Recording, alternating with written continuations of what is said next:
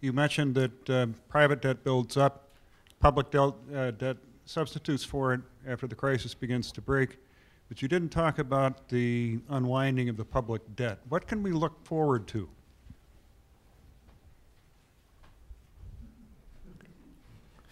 Okay, that's a light question, Ken. You can. Well, I mean, taxes. I mean, is the obvious thing. I mean, it's hard. We're on a completely unsustainable fiscal trajectory. It's completely rudderless.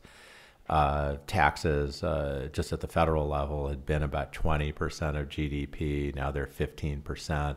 So they've got to go up by about a third just to get to normal, and probably further to make up for all the debt that we've accumulated.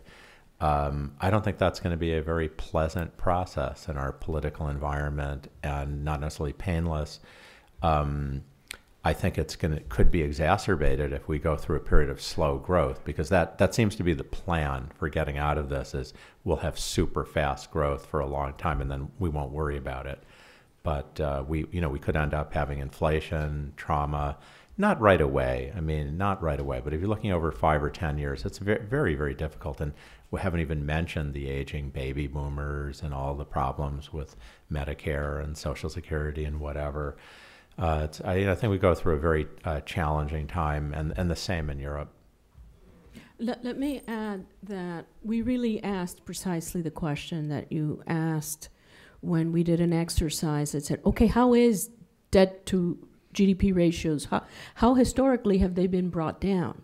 Is it that the numerator has to go down, the denominator goes up, and so you grow your way out?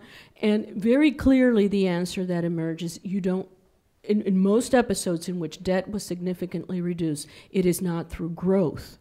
And Ken mentioned sometimes in the case of emerging markets, it involves restructurings and outright defaults.